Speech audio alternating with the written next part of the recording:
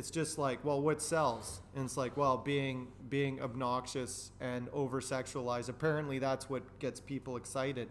Not, like, so who knew? Who knew sex sells? Who knew? Uh, so it's also media and marketing. If if being a singer songwriter, playing guitar and being a singer songwriter was would get you that $1 billion contract, then everyone would be a singer songwriter with a guitar. It's just like they like their song and dance people.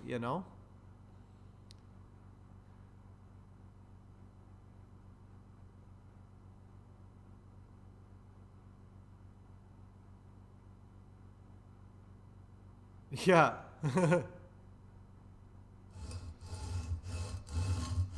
Oh man, Billy Ray Cyrus was the worst. That Achy Breaky Heart. Actually, you know what? Achy Breaky Heart was probably one of the worst things to ever happen to country music and just music in general. Like, man, I don't know. Like, I was in rural Saskatchewan when that song came out, and you could not escape it. Like, it was everywhere. It was so annoying. Um, but that was kind of a crossover song. Like, talk about like a dumb song with dumb lyrics. Like,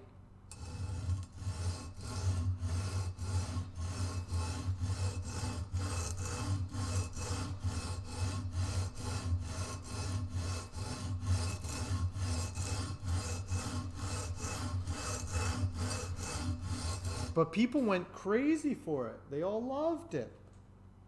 They loved it.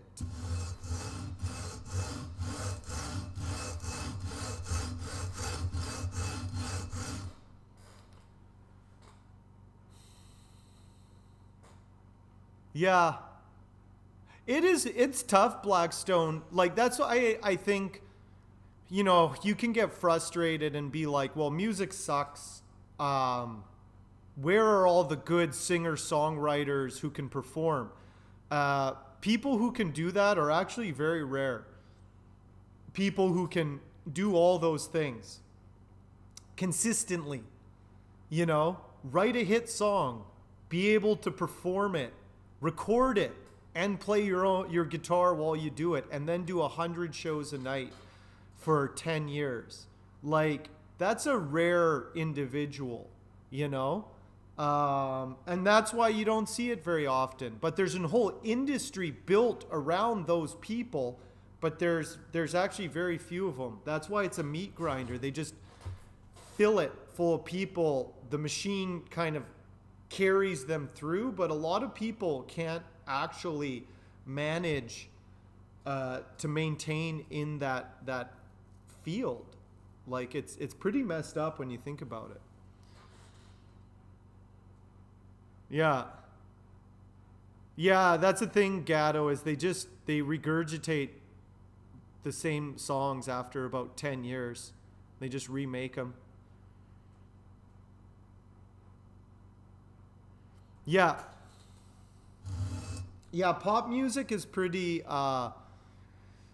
generic. You know what bugs me about modern music? I think it's the compression. There's something about how they compress the music that it it just doesn't sound right to me.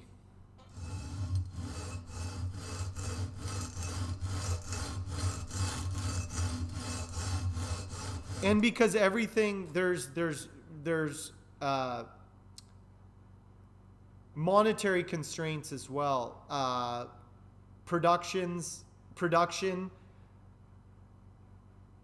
costs, they don't have as big a budgets for production anymore, so a lot of it is just like samples. Like, I see Tim next door, he's a hip hop producer, so it's fine. But it's like that's how all music is produced now. It's just like he just gets sample packs, different beats, loading them in, mixing things as quickly as possible, getting beats out, getting some lyrics over it, getting it done, getting it out, on to the next thing, you know? And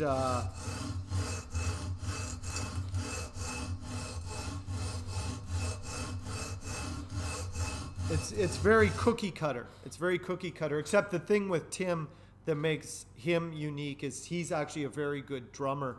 So his timing is interesting.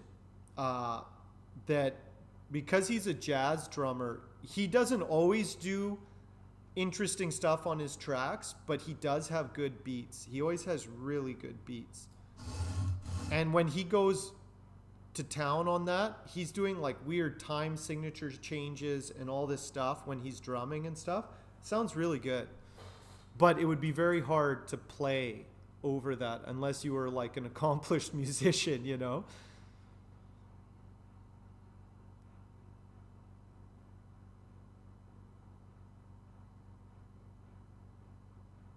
Yeah.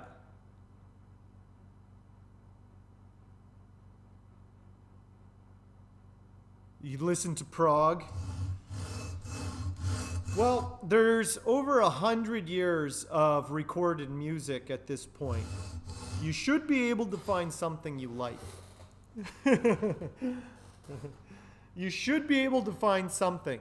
Over 100 years of recorded music. Um,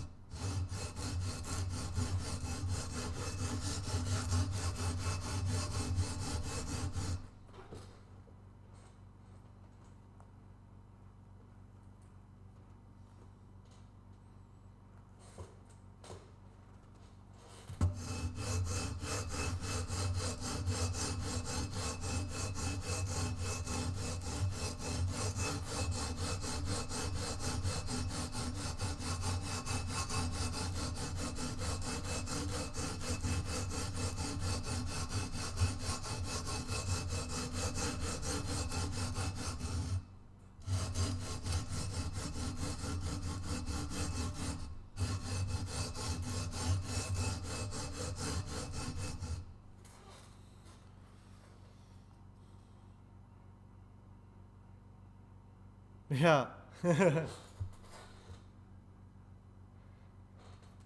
Yeah. Well, that's another thing, like what Beige Shirt is talking about. I'm hoping that things kind of change a little bit, like what Beige Shirt talking about prog rock, and 8-minute songs. The structure is different, right? So the reason music is the way it is, pop music or whatever, is because was the best format for radio. Radio is pretty much dead at this point. That format of like three-minute songs and then an ad, like that structure. There's a reason they did that, and they were like, make your songs 3 minutes so we can have 3 songs and then an ad every 10 minutes. That's why we do it. And so everything had to adopt the radio format. It works. 16 bars in a chorus. That's what a song is, right? It works. It's a good formula for a song, but it's not the only formula. You can play with that. You can extend it. You can do some interesting things. You don't have to do 10-minute songs, but if you need to do a 10-minute song,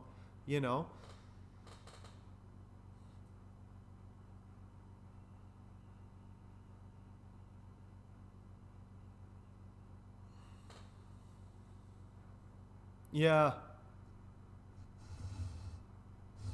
That's another thing. I actually noticed that well, there's just so much. There is a lot. It's not all bad. It's not all bad. I'm not going to be a curmudgeon and be like, this is good and this isn't good, whatever. There's stuff I like and stuff I don't like, and I know why I don't like certain things. Um, and I know what I like and why I like it.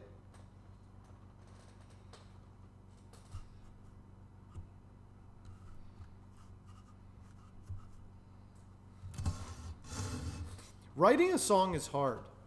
Have you guys ever tried writing a song? I know Blackstone writes songs. Any of you other guys, Gatto, have you ever written a song? I listened to Blackstone's song. He uploaded it into the Discord. It was good. It was like, it had a real nice vibe to it. It was, I like the production on your stuff too, Blackstone. I think we listened to the same stuff. It had a real kind of retro kind of like 60s, 70s vibe to it. It was like, it was good.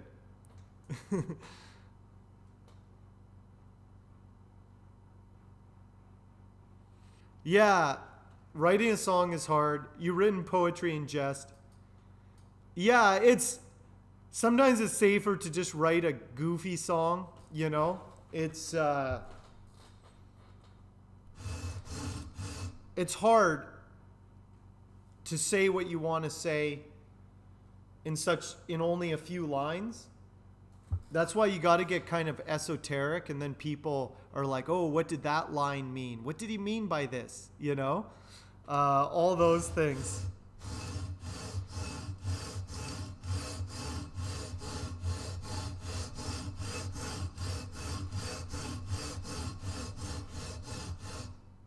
Gatto, what was the name of your country song? I can't write a song until I finish my guitars. All of it has been building up. It's like none of the guitars have been good enough for me. None of them have been good enough that I need a very special guitar that can handle my powerful musical talents. There was no guitar powerful enough for me. That's why I had to build my own. That's why I spent 20 years figuring out how to build the ultimate guitar so I can finally drop the Hank Budd album.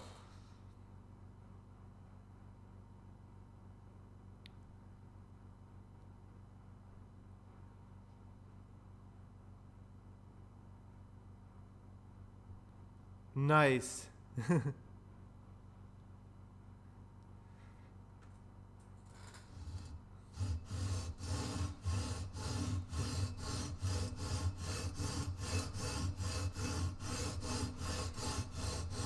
Just be.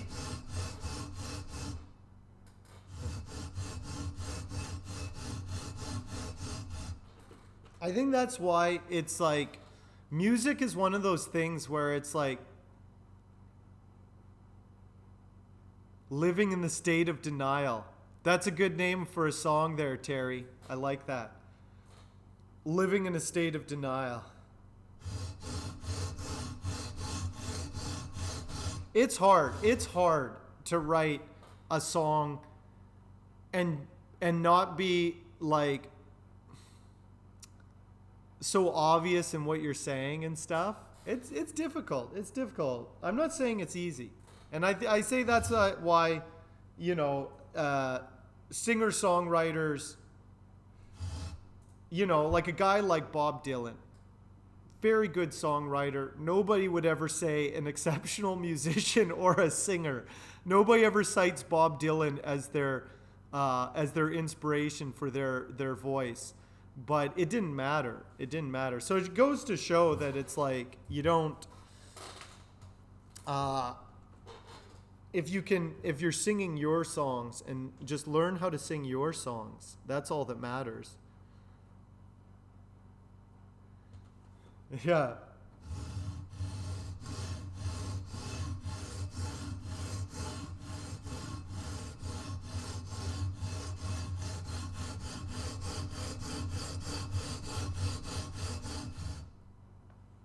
You got notes and just fell apart.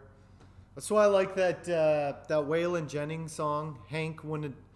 Would Hank have done it this way? Is that what it's called? Where he's talking about Hank Williams and he's like, Hank wouldn't have done it that way. It's all about going to Nashville, wearing some rhinestone suits and stuff like that. It's good. It's good.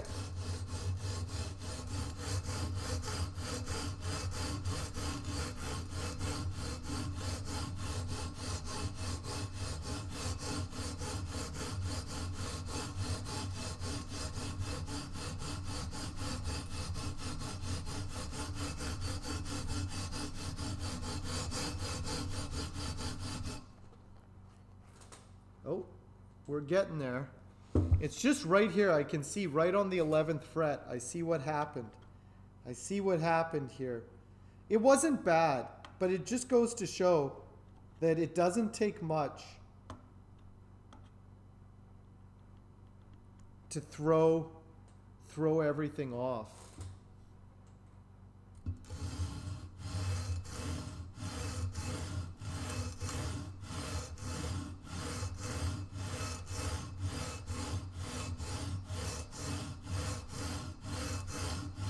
So I'm just leveling the frets right now. If you don't know what I'm doing, I'm just taking a leveling beam and I'm just getting these frets level so I can then recrown them, and then I'll polish them and then get these strings back on and see if we got rid of that buzzing.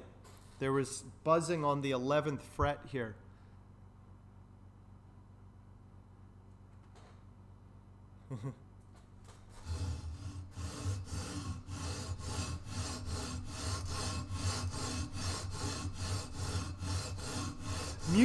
Music is a tough gig though, because people are really really brutal. You know, you put your heart and soul into an album, and then somebody is like, you suck.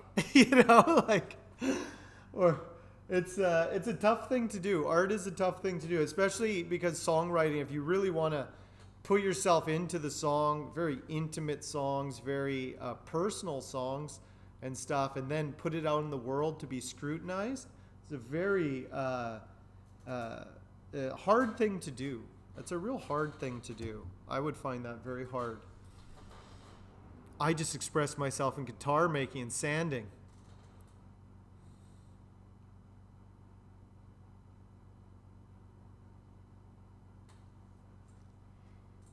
Yeah, I think 4 minutes isn't a problem, Blackstone.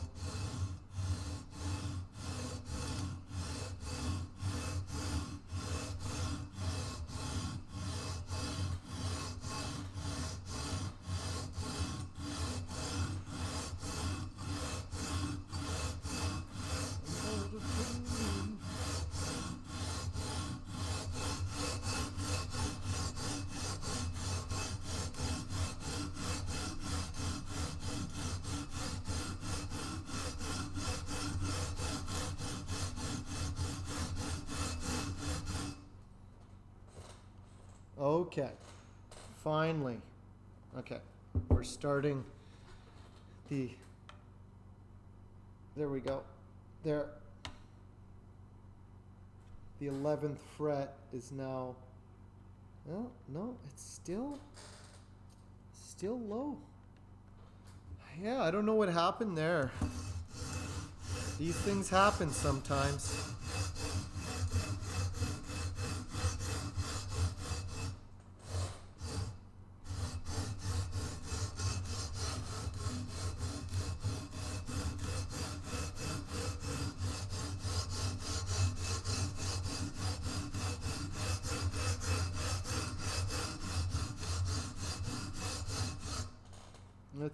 Let's see where we're at now. Let's see. I think that got it. Yeah, there we go.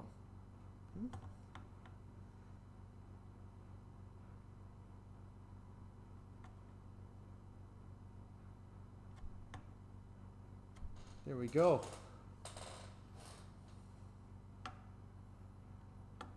Okay, I think these are now level. They did need quite a bit of leveling. Sorry, Rage.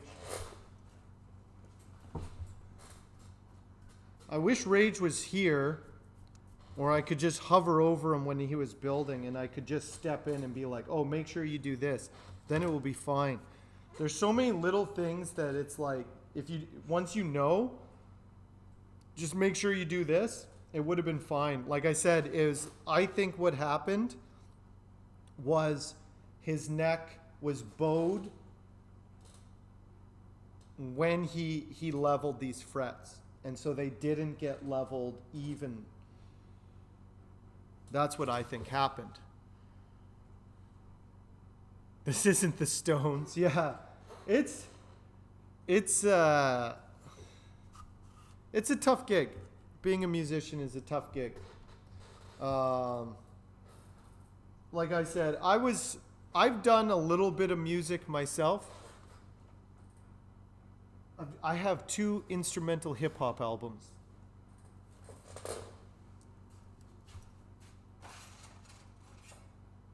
And I made them. I sampled 60s and 70s country music and made hip hop beats out of it. That's what I did.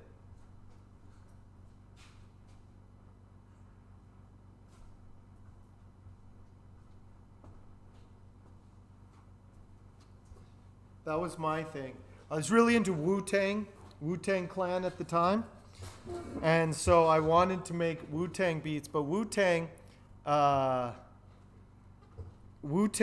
they sample a lot. The RZA samples a lot of like soul and R&B, and I was like, well, what if you sampled a bunch of like country music and made beats out of it? So that's what I did.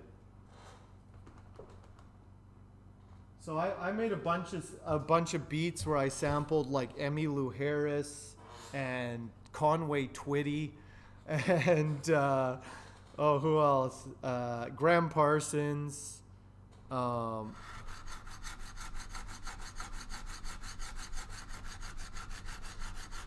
That's what I did.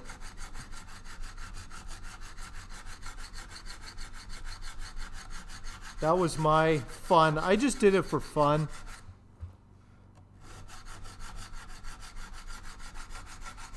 Because I like having fun. Don't you guys like having fun?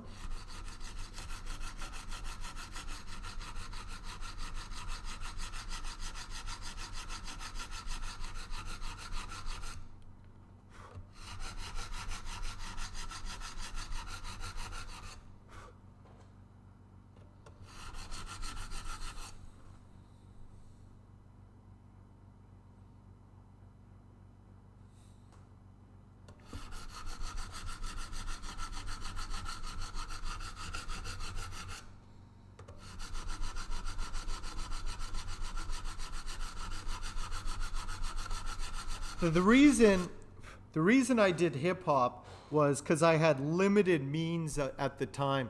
So it was either EDM or hip hop. Does Hank like having fun? No, I do not like having fun. I don't have time for fun. Do I look like somebody who has time for fun? Fun is for little kids on their birthdays. That's who has fun. I'm a grown man. I have work to do. I don't have time for fun. Fun doesn't exist for me. I'm a serious person. I'm an adult. I got nothing but work.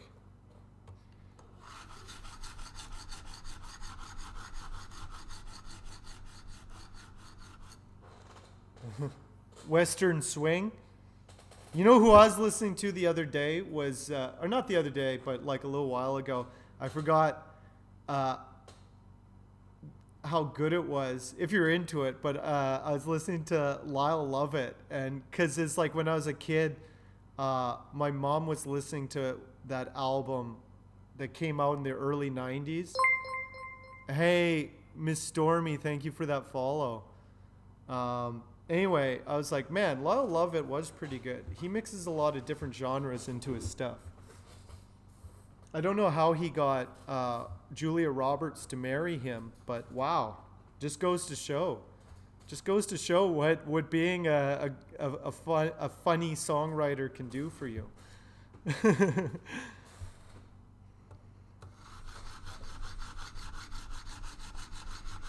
That was like Julia Roberts in like Pretty Woman era. So like Julia Roberts was like the biggest female actor of the day, and she could have had any man, and she chose Lyle Lovett.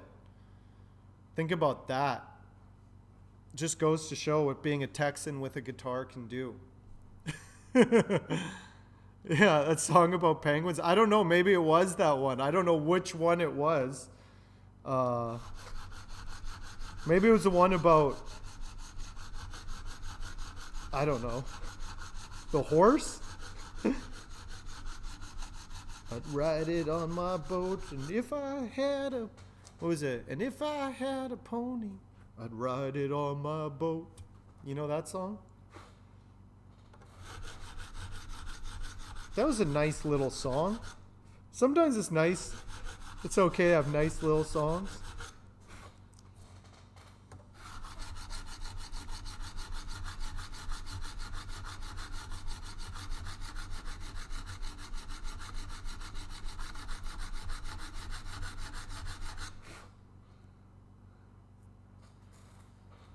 He does have a big band. His live stuff is amazing.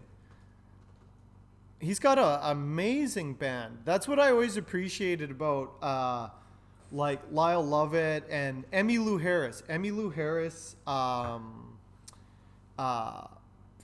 which one? She did a live album.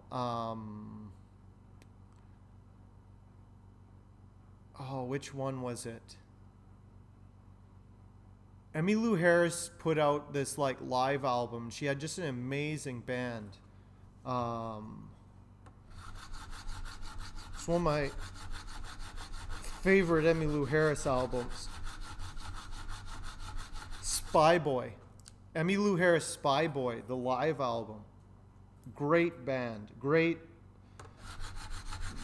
band.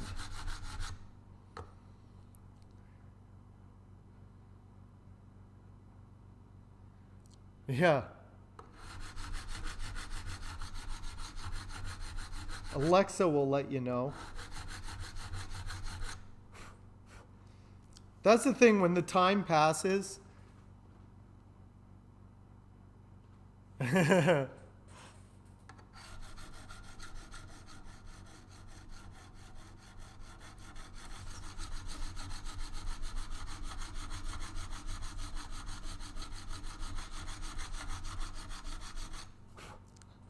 Did you ever watch The Last Waltz with the band, Bob Dylan's band? It was like the last. It was a Scorsese film. I think it's late '70s, and so Bob Dylan is doing his final tour with the band, which is actually a Canadian band. They're just known as the band. Really good band. And that was like his backup band.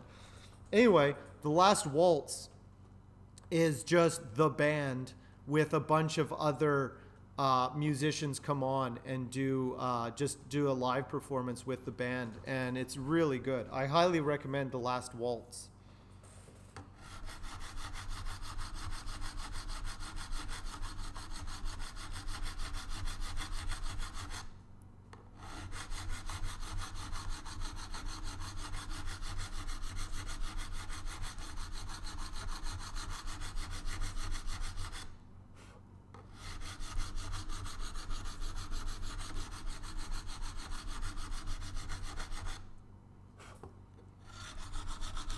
So right now, if you guys don't know what I'm doing, you should all know what I'm doing right now. I leveled the frets. So when you level the frets, it flattens them off, right? So now I need to re-crown them. So it's basically round them back over again so that they'll be even but round, so you can get good intonation on them. So that's what I'm doing right now. If you're wondering what it is I'm doing, I'm using a diamond. Look at the diamonds. A diamond tipped crowning file. Look at all those diamonds in there. It's encrusted with diamonds. You have no idea how expensive one of these things is. Only the finest luthiers can afford the diamond tipped. Costs millions to be able to fix guitars.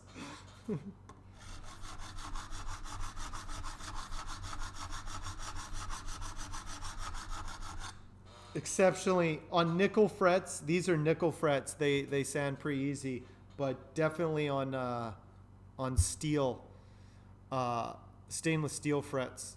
Having something like that is good. Yeah, crowning frets with a diamond tipped file. That's what we do.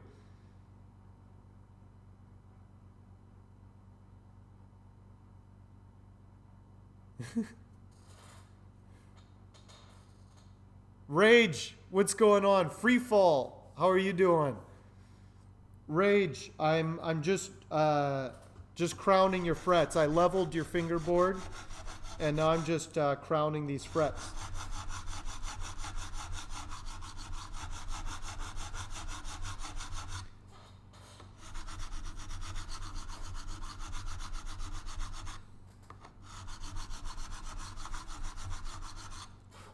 So yeah, the frets around it was just mostly Rage. It was just around your 11th fret. It was super low. So, like I said, this is what I think happened, Rage, and it looks like it wasn't too bad. So what happened was your neck was bowed forward, so there was a dip in the middle, and so you leveled it while it was slightly bowed up.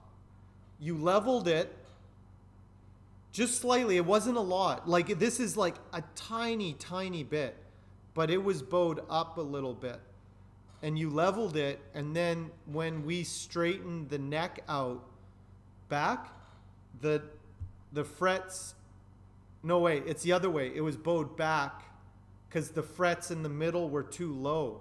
It was like really low here. I don't know. That's my best guess. Anyway, we straightened out the neck. I re-leveled it. I think it should be fine now. You might not be a guitar maker. You'll get there, Freefall. You just have to watch some more. Everybody, look, all I'm saying is any one of you who's watched a few of my videos, I could plop a piece of wood in front of you and you could turn into a guitar by now. If you don't, then you haven't been paying attention and you insult me. I expect every one of you capable of building a guitar, and one day I'll show up at your house and test you on it. So be ready. Always be ready. I can show up at your house at any time and demand you build a guitar. That's one of the things.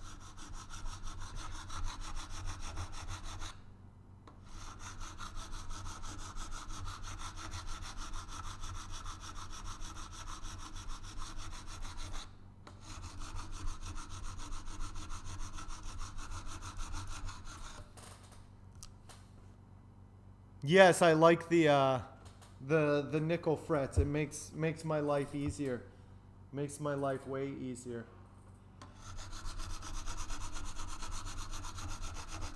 I think it'll be okay. I'll get this all done up nice. I didn't have time on Friday, but we'll see.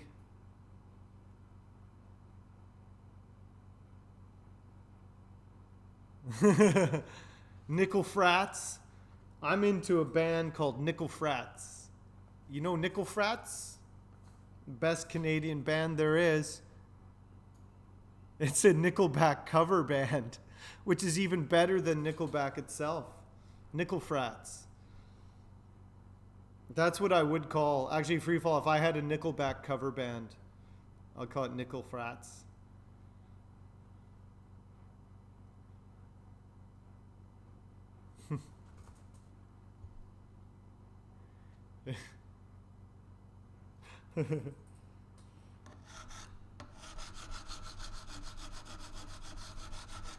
Rage, did you have a good weekend? It's Canadian Thanksgiving today.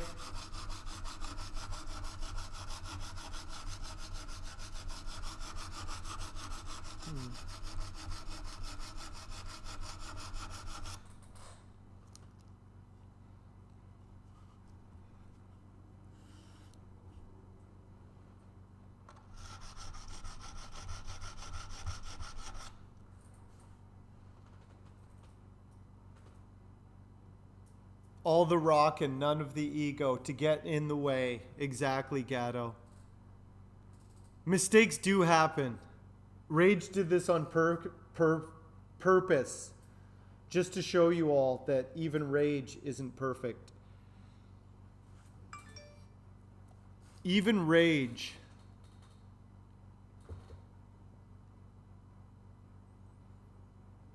You would buy a ticket and burn it. You got the 20-inch planer and dope piece of walnut. That's nice. Rage is winning today. That's what winning is, everybody. That's why Rage doesn't have time for fun. He's too busy acquiring all the things he needs. You guys were asking me about fun before. Let me tell you something. You know, I don't have time for fun, just like Rage. We got things to do. Rage acquired 20-inch planer today and a piece of walnut. What have you done? Just got drunk and watched Netflix? Not good enough. I could show up at your house right now and you wouldn't be prepared to build a guitar with me. It could happen.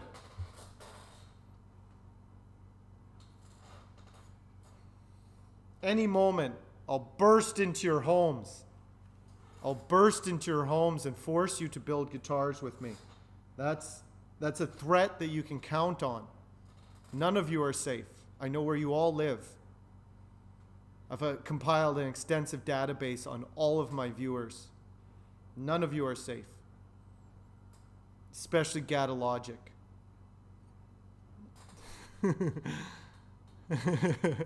Thanks, Timber.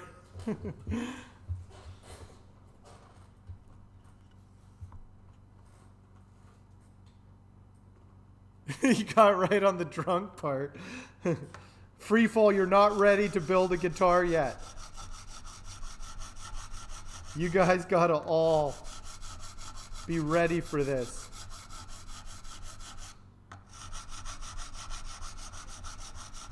I'll write a song about it. Come into your house, make you build a guitar. Oh, nice, Gatto. Gatto got affiliated the other day. I like your emote there, Gatto. That's all worth it now. Now you got your emotes.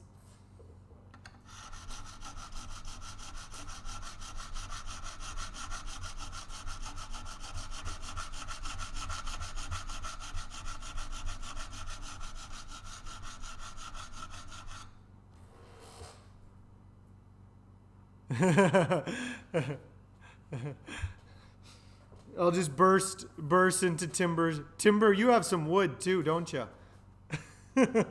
Timber's ready. Timber's ready to build a guitar. Timber's has been ready for a long time, and I've been making him wait. You have to wait 2 more weeks, Timber. It won't be a good one. I don't care what your problems are, Gatto. You don't tell me what's a good guitar. I'll tell you what the best guitar is. A finished one. Let me tell you something. You could have the best guitar in the world, and it's not done. It's not a guitar. So even the worst guitar in the world is better than a half-finished good guitar. Until the good one gets finished. Then it'll be a real good guitar. That's my philosophical take on nonsense today. Rage still doesn't have emotes. You should get Gatto to make you some emotes. He does that sort of thing. What makes emotes pop? It's tough making emotes because you only have, they're so tiny and you have to make them recognizable. It's not an easy thing making emotes. Close enough, Freefall. We'll work with what you got. You dunk your head in some cold water, sober up, and get that melamine ready to go.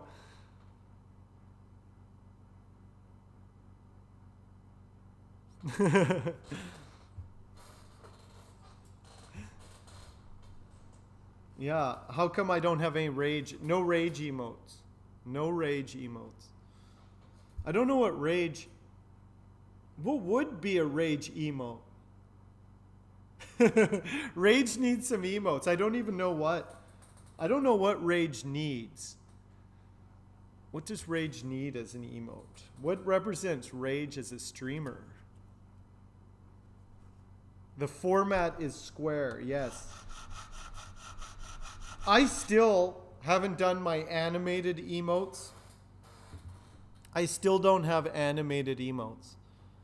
I just have my lame guitar emotes.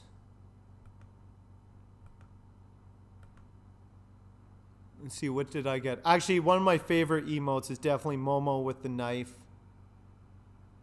I like the Hank juice anyway. I got some pretty decent. I did some good. The Hank coin is pretty good. Burn. You can tell what my guitars are. I think I got some pretty good. Actually, I got some pretty good emotes.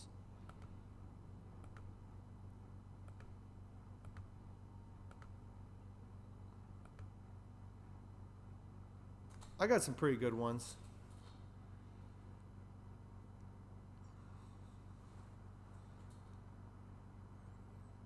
I think the hype one turned out well. The hype one was the hardest one to do. Because it's like me with a guitar and it says hype on it. Yeah. The hype one was the hardest. But it's like you can tell what it is.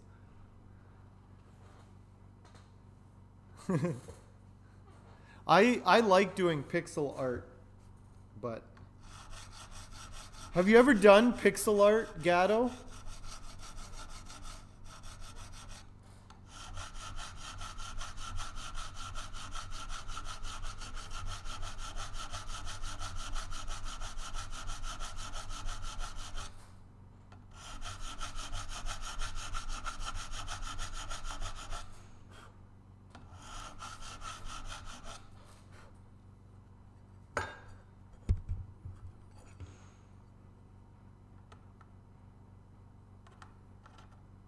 Yeah. Okay, Rage. Your frets are much better now. Much improved frets. These frets are good. These are good frets now. They're improved. They're improved. The main thing is it's got to be playable at the end of the day. It's like, this is a nice looking guitar, but it should also play really nice. Rage, I also like your thick rings you got there. They're nice and thick. I like that. And they're metal. They're not plastic. Where did you get those rings? Where did you get those rings, Rage? I like your pickup rings. I'm just taping this off so I don't scratch his nice finish.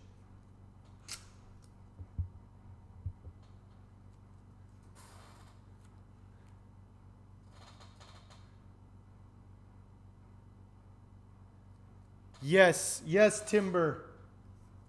2 more weeks. 2 more weeks. I'm getting settled.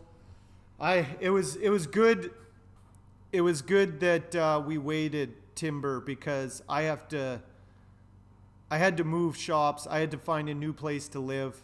A lot of crazy stuff happened. So I should be settled in a couple weeks. I just moved into my new place. And I'm just getting settled now. I really need to set up my computer, my design area, and just places to work. I have the shop here, but it was pretty busy here with all the students and stuff. Everything is kind of settling down now, so I can just work this fall. I can just work.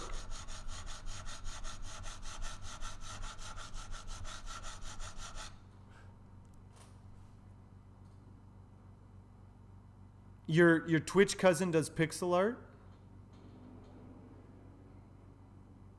Yeah, pixel art is its own thing.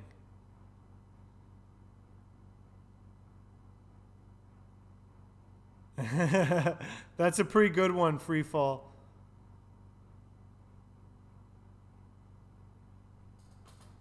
Get Jaime to play it.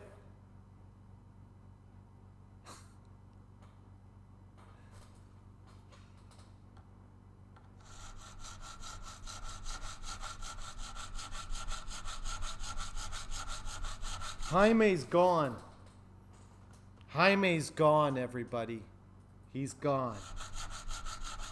Everybody's gone.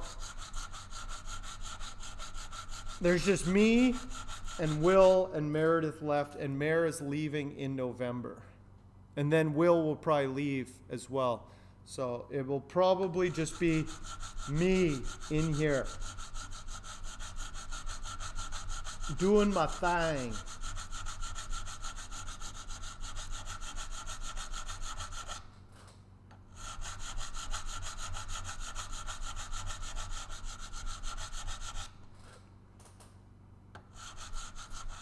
You know what? I'm not going to have a late night tonight.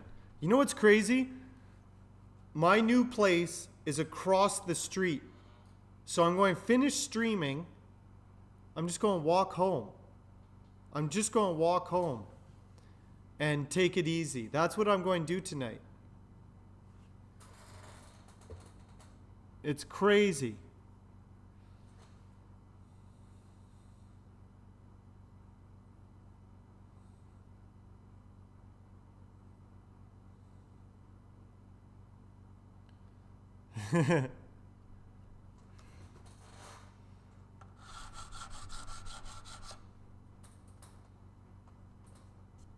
It's going to save me yeah, it is good. It was the shop, for those who don't know, the shop is shutting down in December. December 21st will be my last day in the shop. And then I'll move into my new one. And in the new year, I'll start streaming from my new shop, my new studio, Studio Hank. It's still not built yet.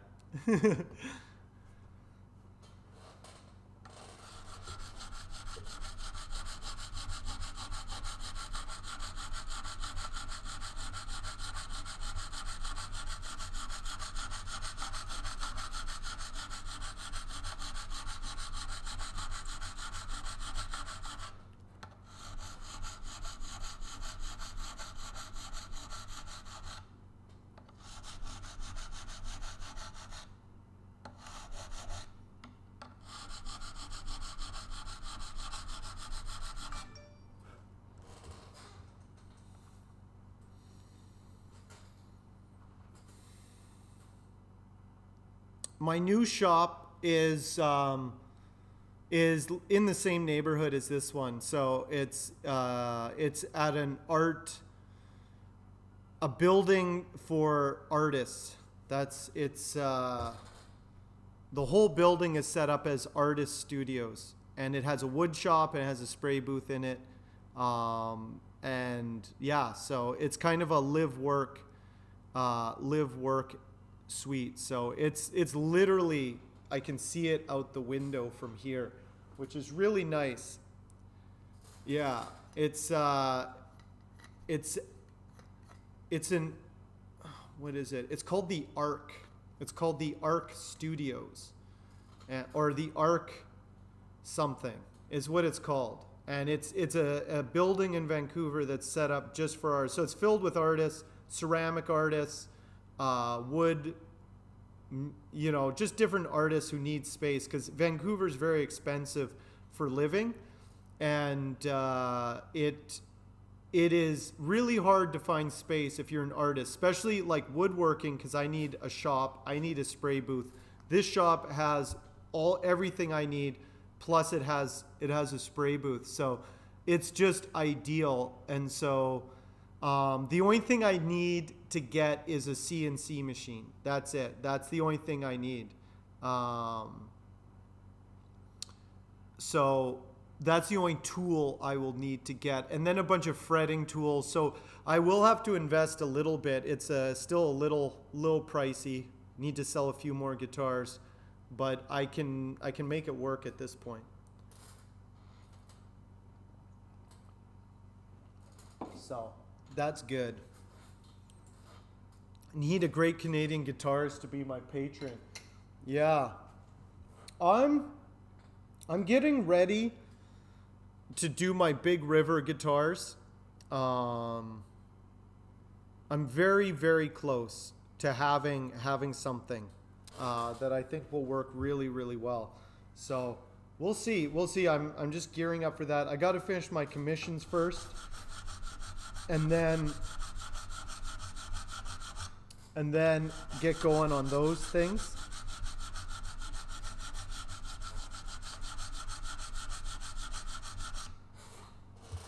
Soon, but I'll get it all done.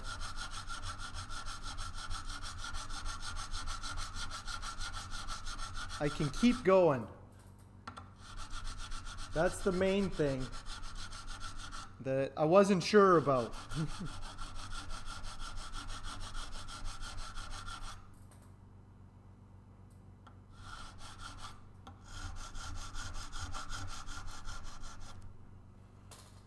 Yeah. Yeah, it's I'm kind of excited about the things setting up my own space. I had to share everybody sharing. It's kind of it's there's two things that are kind of nice and not nice. It's really nice having a shared shop because you're not by yourself. It can be very solitary building guitars. And so it's really nice to have other people in the shop to talk with and hang out and do things, right? So it's kind of sad in that regard, losing that kind of community aspect. But I'll be able to set up the shop how I want it to be, set up my CNC for my guitars. One of the biggest problems with the CNC in here was a lot of people were using it. We were cutting lots of different shapes. So it could never really just be dialed in for just one thing. Whereas when I get my CNC, that bed is just going to be set up for cutting big rivers and the necks and just doing my guitars. I don't need to recalibrate anything. It's just set up. I put the block in, it cuts out the body. I put the neck in, it cuts out the neck. I don't have to fiddle with anything or fix anything. It's just all going to be set up for me. So I don't have to share anymore, which will make things go faster, more efficient. Yeah, it's just, I'll still be sharing a shop. So how it works, they do have a wood shop over there, but you just book out time. So you share the shop, but you don't share time in the shop, which I like. And they found that works the best when you have a few people all sharing a space, that it's just like you get 2-hour blocks of time where you just go in, do what you have to do, and leave. And I think that works out really well because I don't need, most of what I do is the CNC stuff, but I still need to thickness plane bodies. I still need to prep wood to be cut and everything. So it's like I can do all my prep and stuff like that, and then I can do the CNC. That's the one thing, is I will need the CNC in my studio, which kind of sucks, but I'm going to build an enclosure around it. The nice thing with a CNC is you can build an enclosure around it. So I'll have the CNC in my suite, but it'll have a big thing over it with dust extraction and everything. So it'll just be loud, but it won't be messy. Yeah, that's true. Well, that's what I got you guys for, Free Fall. I'll still be streaming. I'll still be interacting and talking with people. It sucks not having Meredith and Will around. But Simon is just up the road. I'll probably go hang out. I'm going to go hang out with Perfect Simon tomorrow. Um, we're going to eat burritos, is what we do. So Simon is still in the neighborhood. Bill might still pop over every now and then. It should be good. I still have the online community. Hey, DP Medina.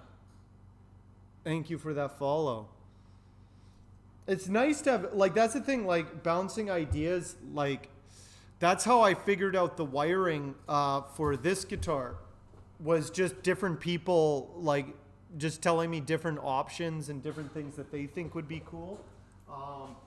Like, so this one is, if you were here on Friday, I wired this with a 4-way switch so that it has one of them running in series, and then it has a 50s and modern toggle here, which is just some neat little things. This is about as custom as what one could do to a Tele, and none of that was my idea. Luke was telling me like months ago, he's like, oh, you should look into 4-way switches, see what you could do on a 4-way switch with a Tele and stuff like that. And then another guy who was actually a student was like, oh, try doing some 50s wiring and seeing what that does. So it was kind of like, I probably wouldn't have come up with this myself. And so I was thinking about those ideas, and then I figured out, okay, this is how I can incorporate it, and figured out how to wire it. And so it works now, and it does make it a little bit more versatile as an instrument. So it's nice. It's nice to have people just throwing ideas out. Sometimes I incorporate them, sometimes I don't. But it's like I think about the things that people say, because they're just like, oh, it'd be cool if you did this. If one person thinks it's an interesting feature, then other people might as well.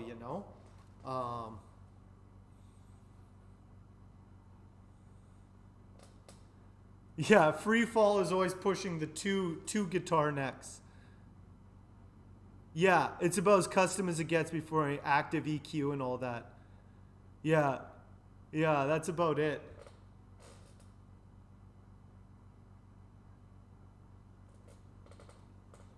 Yeah. Oh, for sure, Timber. Yeah, we'll figure it out. We'll figure it out. We'll get it all figured out in a couple weeks. Once I'm all settled and have everything have the time. It's more about time, Timber.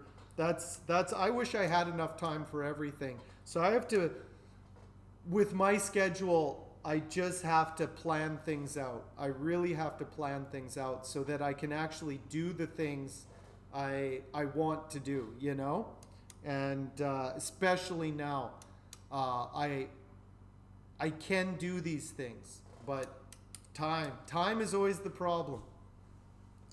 But I'm so close on the Big River. I'm really happy with this. Next will be the pickups I'm working with Jer on. So this thing is going to be a very custom Telecaster style guitar. Very, very unique. But not insanely unique. It's not going to be like, oh, that's, nobody's ever done that before. I'll claim that nobody's ever done a Hank switch. This is called a Hank switch right here. Right there. That's the Hank switch.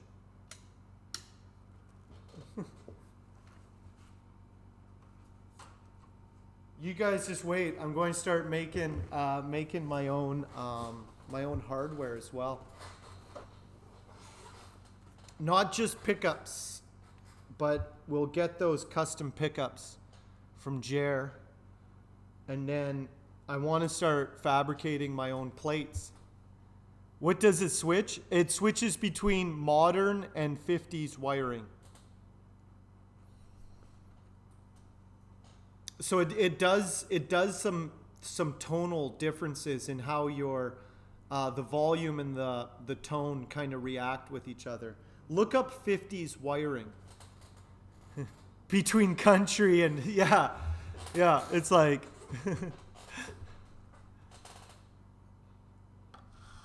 it just makes do not flip that switch, it'll light on fire.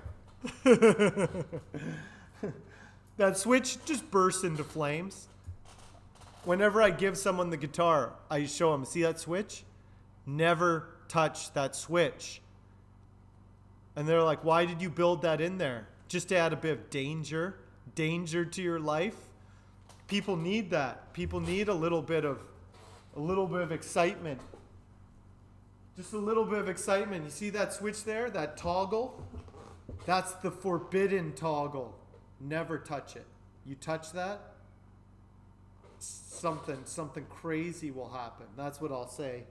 That's marketing right there, where you have just the forbidden toggle. Because who could resist? Who can resist? Switch it. Don't switch it. Don't push that toggle. I know you want to. Don't do it. Unless you're prepared to live with the consequences. Yeah, the big red button of the guitar world. Actually, free fall. This is what it's missing. I'll just put a big red button on there and be like, never touch it. It kills the guitar. Oh, don't worry. I have big red candy-like buttons. We have a bunch of these. These are the arcade buttons for kill switches. Yeah. That's the one thing it doesn't have, is a kill switch. I could throw in a kill switch, but do you really need a kill switch? Oh, that reminds me. I need to message Shervin. There's a guy who wanted we were talking about a guitar.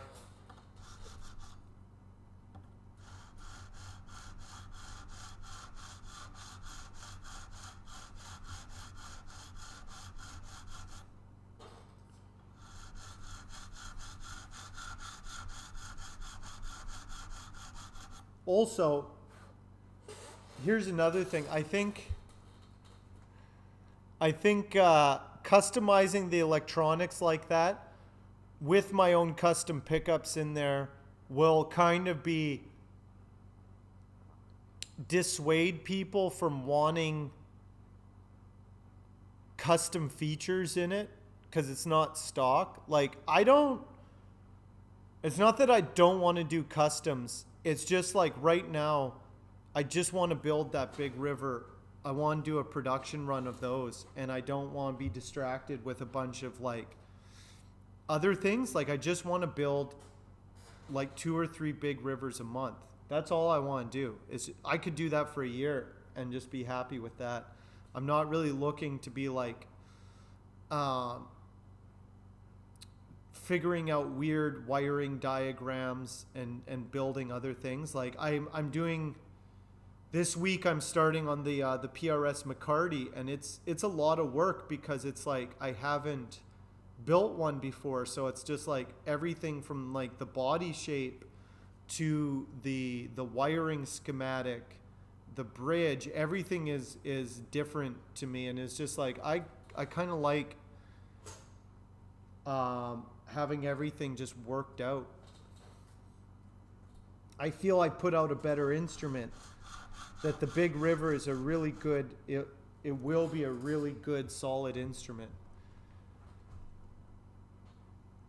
Yeah.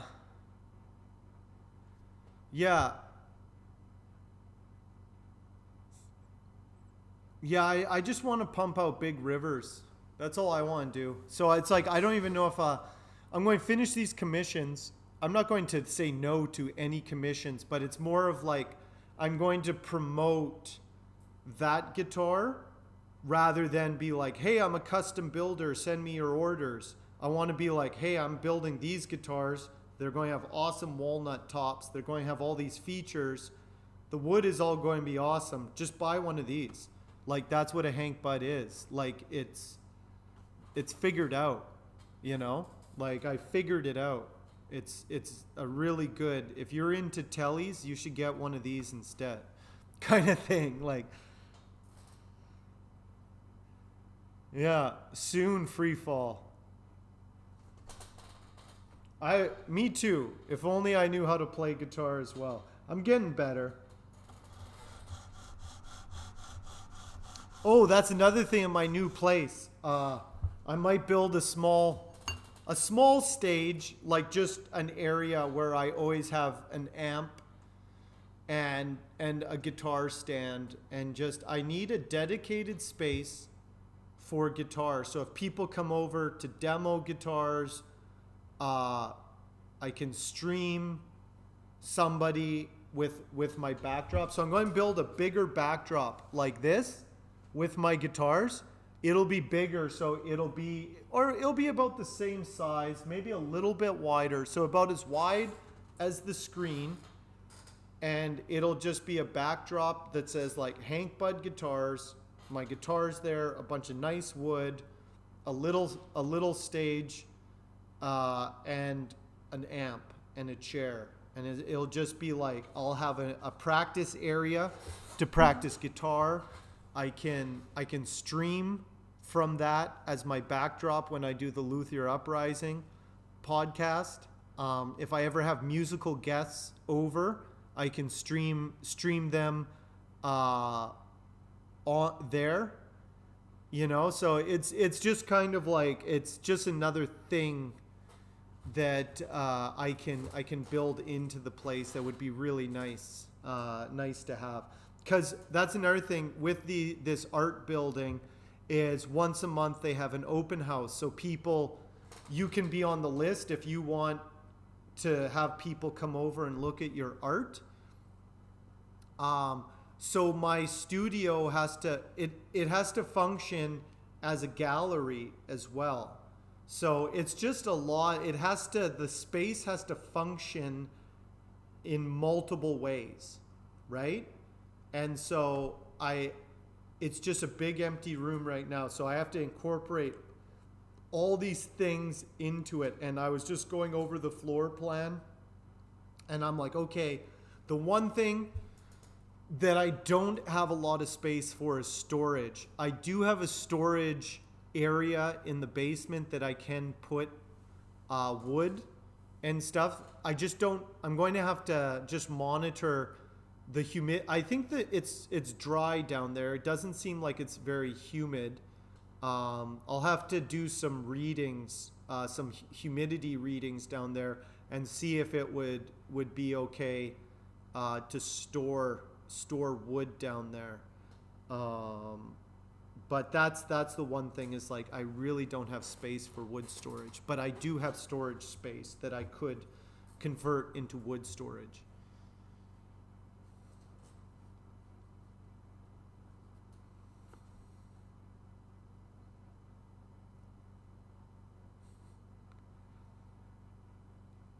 This is what you need.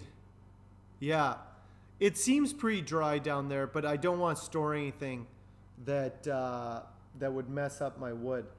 But again, I don't have storage space. I can store necks and nice tops to show people, show clients and stuff. Like I need storage for some stuff, but sometimes it's cheaper to just buy giant billets of walnut. Like I need to buy 8-foot tall boards that are like 14 inches wide, 90 inches tall, you know, things like that. And it's like, yeah, and it's way cheaper to do that. But then I have to store it somewhere. Yep, Timber, we will chat on the 27th of October.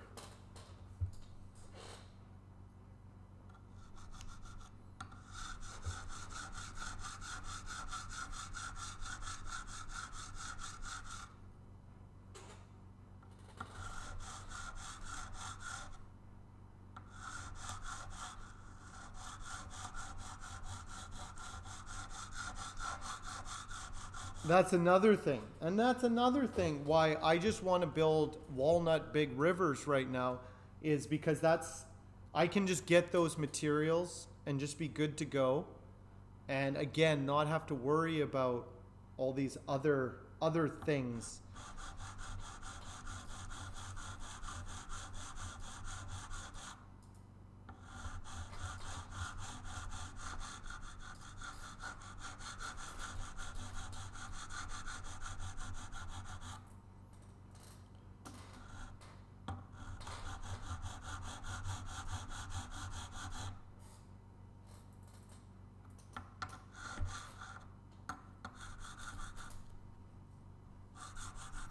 But good problems to have.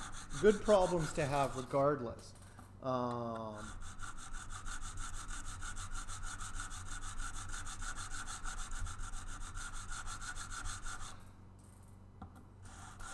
and I have to make a ukulele for the Yule giveaway. I haven't. Things got too serious. We were talking about fun before. Yeah, inventory. Luckily, guitar building, it's easy to accumulate wood for guitar building, but that's why I like doing runs of guitars and just be like, okay, I have enough walnut for 5 guitars, and just get that walnut for 5 guitars, get it milled up. That'll take me 2 months to do all that. So it's kind of like I don't need a lot of inventory, but that's also another thing is like opportunities come up where it's just like, oh, I can get this wood for cheap, but where am I going to put it? Stuff like that.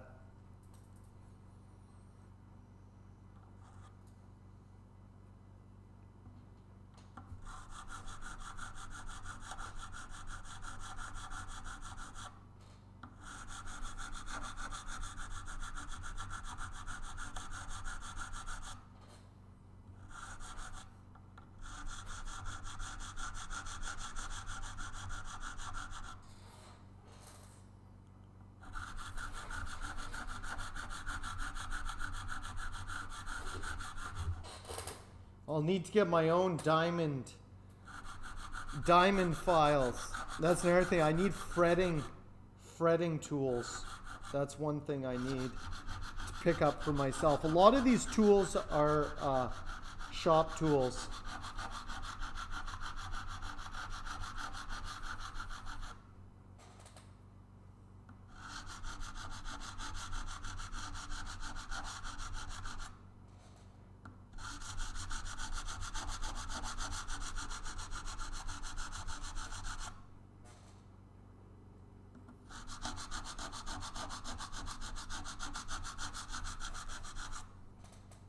Okay.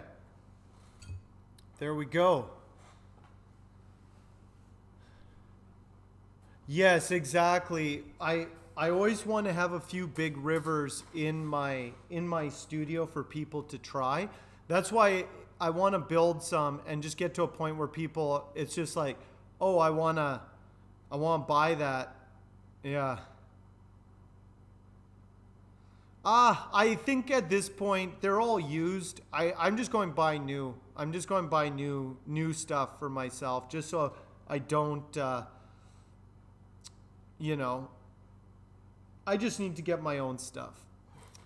There actually is a guitar shop that closed down last year, and I was going to go to him, and he has a bunch of stuff for cheap that I can get. So I'll just go talk to him.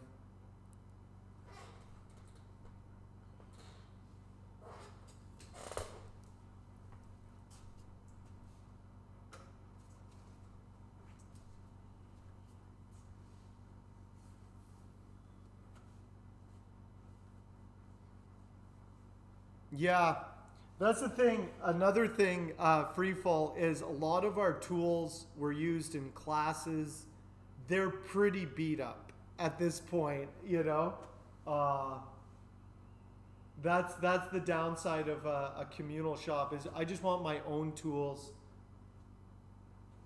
that I don't have to worry about Some of this stuff is pretty beat up. Fretting tools aren't too bad. A fret press is a little pricey, but all the other things, you know, like I have this. This is mine. This is my favorite tool. Yeah, those kids wrecking all this stuff. There's a lot of really good StewMac stuff. This is all StewMac. It's pricey, but it's good. I'll just have to bite the bullet and get a StewMac membership. Yeah. These kids wrecking all the tools.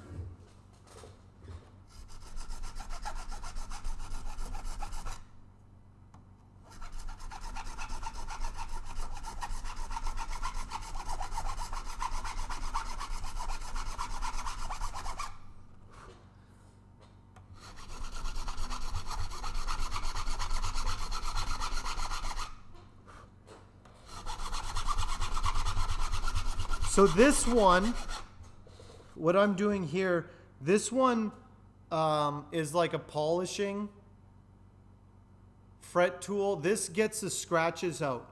So this thing, the diamond tipped crowns it, but it leaves scratches, right? So then this one takes most of those scratches out, and then you can start polishing.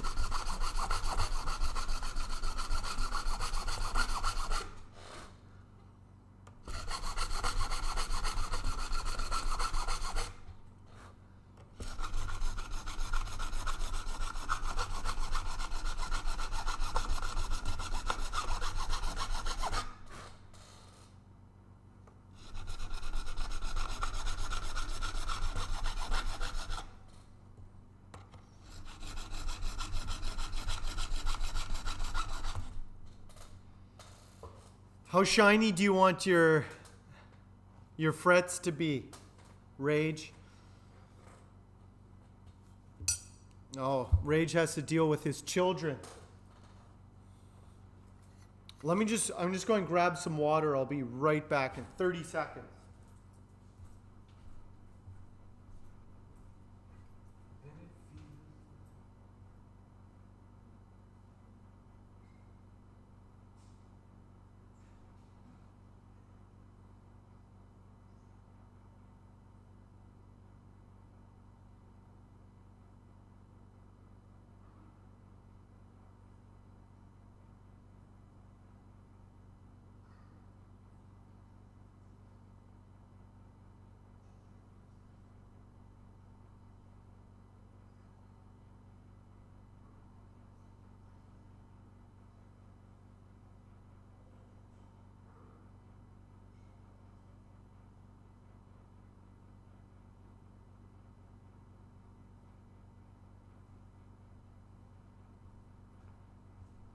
Okay. Okay.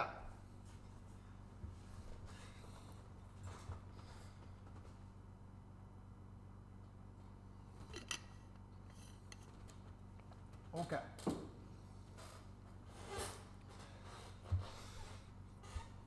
We'll get this all nice. Things like this, handy. This is a fret level. You see all those weird angles? It's just as you get closer, the frets get closer, then you have to switch to the shorter angle. It's just a straight edge that you can put 3 frets on. And so you put that between 3 frets, and if one of them is low, you can feel it between 3. It'll dip down. And you do 3 parts. You do the middle and the 2 sides to gauge how level it is.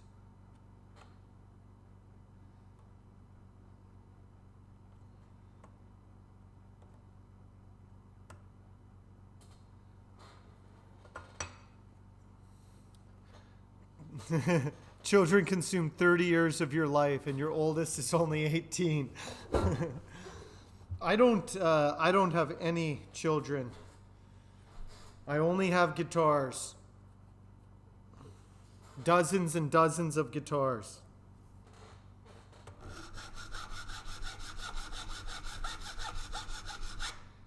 But maybe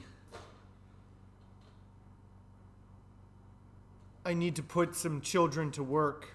I need to have dozens and dozens of children right now and then put them to work over the next few years. I think once they're about 3 years old, they're big enough to start getting to work. It's an investment for sure.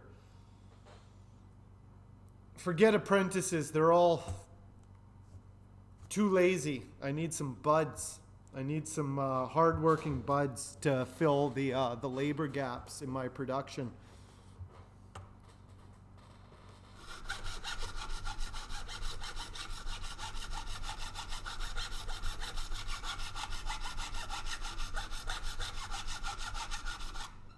That's definitely where time comes.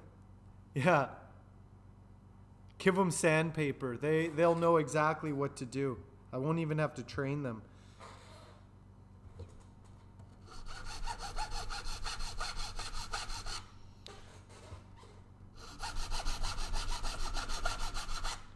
I think Rage does pretty good. Rage, as far as balance, Rage is working quite a bit, spends time with his family, still has time for guitars. I think guitars and like woodworking is like his only hobby. If you have a bunch of hobbies, then it gets difficult. I don't know what my hobbies are anymore. All my hobbies are like work related. I was thinking about that now that it's like living in that place and just being like, I'm going to need some downtime. Like that's another thing I realized. Like I've been working super hard for the last few years at the expense of everything else except my health. I'm pretty healthy. I learned enough when I was younger that if you're going to work hard, like long hours, you better keep yourself healthy or else you'll run into trouble. So it's like I've been working a lot, but it's like within reason. But I've been trying to think of it's like, well, what would I do if I had time off? I guess go for a bike ride or something. You know, like it's just like I've never really had hobbies because I always had work. I'd always have my day job. And then when I was not working, I was working on some art projects, which was, I considered like my real work, right?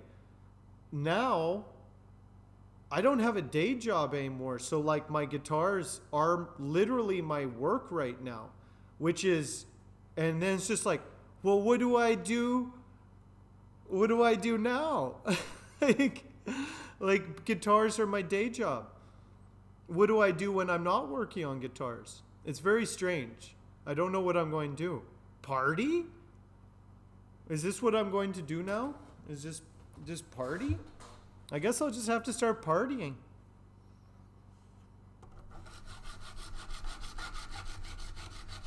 Volleyball? Is that what people do? I guess I'll take up volleyball or a drug habit, I guess. What do I do now? I think volleyball is the safer bet.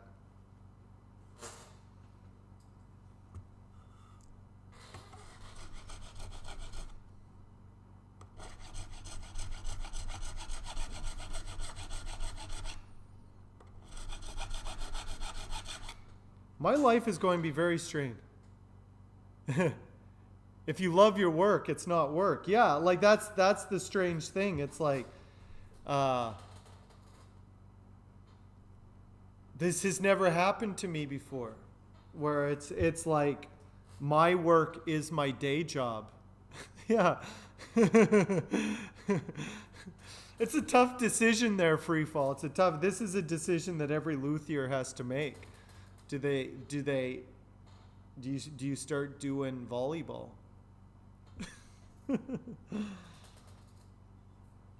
I guess I could have a social life.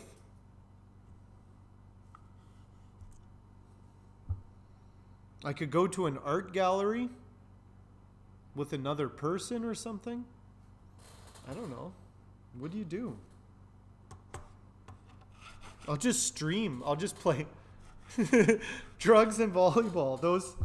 Those are the only two options on my downtime, Rhino. I gotta make a decision. Don't tell me how to party. Drugs and volleyball? Can you combine those things? I guess I could. I'm just going to combine two of my favorite things. As you guys know, I love drugs and I love volleyball.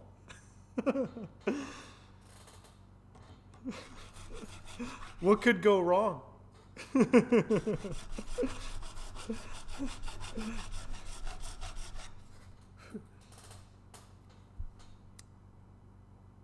Drug-fueled volleyball tournaments. That's what Rhino does. How are you doing, Rhino? What are you working on these days? I was just saying, Rhino, I'm about to move into my new suite soon. Well, I moved in there. In the new year, my main gig is going to be guitars. Now I don't know what to do in my downtime. I'll become a gaming streamer. I'll just game. I'll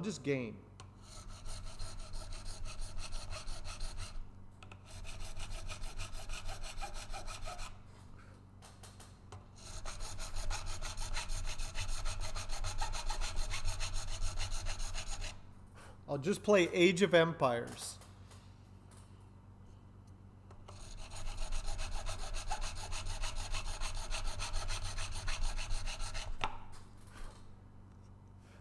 Actually, I know what I'll do. It's actually really obvious. I'll do what Rhino does. I'll play guitar. That's what my downtime will be. A product drop collaboration with a musician streamer. Nice, that's awesome. You did a product drop. Oh, that's cool. What's the website? Can we see it?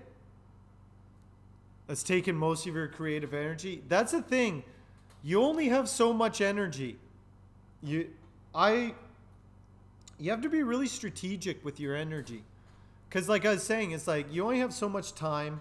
You only have so much energy in that time. It's on rhinolion.com. Cool.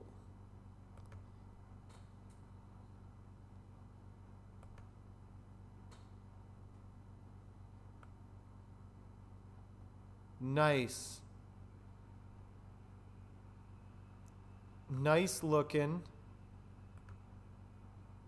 Those are some nice pieces, Rhino. You sure got some nice stuff. I really like that stuff.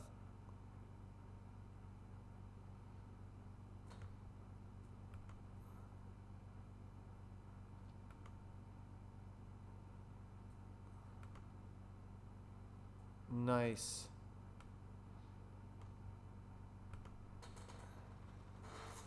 So Rhino, in my new studio, there's a special corner.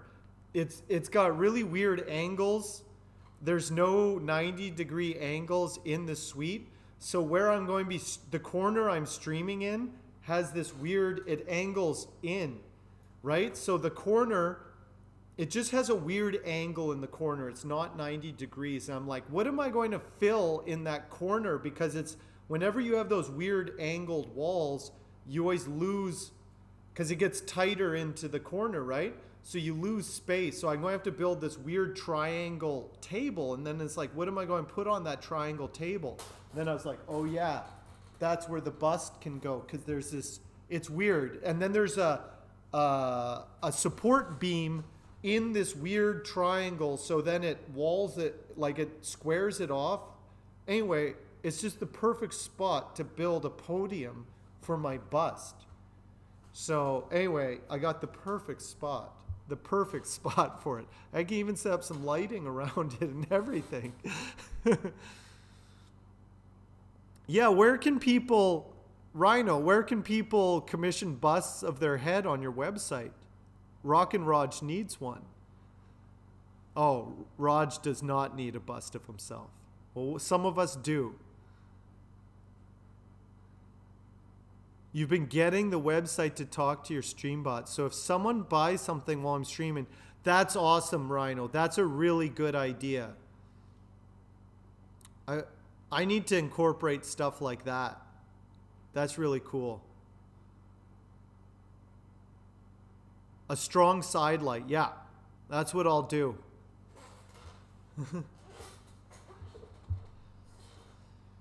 I think that's really neat.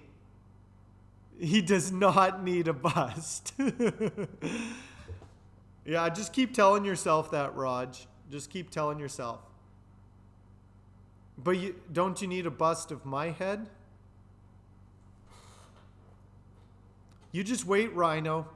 I'm going to 3D scan that bust, and then people can just get 3D prints of my bust that way. That's just the prototype.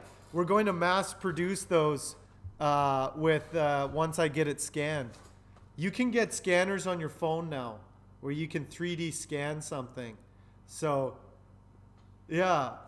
Well, no. The bust. It has to be. I'm not going to 3D scan my head. I much prefer how history remembers me than how I actually were.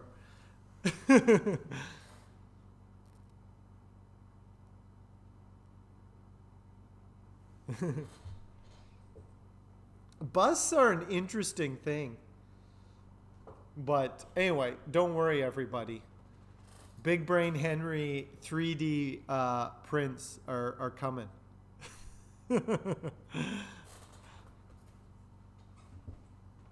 Because that's the thing. What about this? It's like it's big enough that you can wear a Hank helmet. Hank helmets. Huh?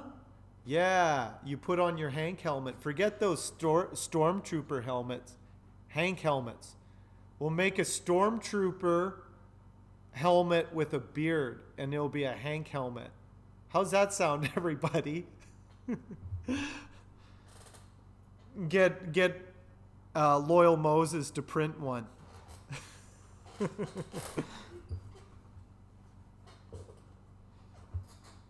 I'm working on stuff. I got new. You know what? Actually, my having downtime will give me more time for all my zany schemes. It's actually really good.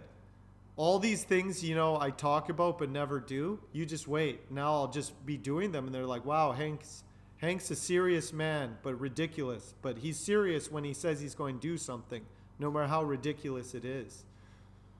Leslie, what's going on? How was your weekend?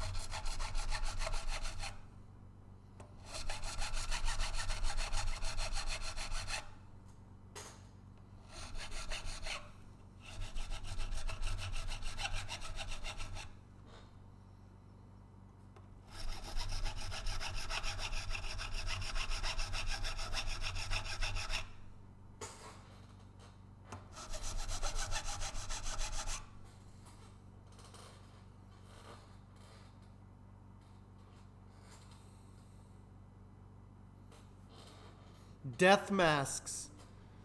Back in the day, they would just do death masks. You guys ever see those? They would do a plaster mold of people's faces when they died. It's a strange thing. It's something that didn't really make it into the 20th century. But death masks. It's been done. My weekend was good. I moved into my new place and slept in my new place last night. So I still don't have a fridge and a stove, but it's finished painting, and it is, and I could sleep in it. So that's good.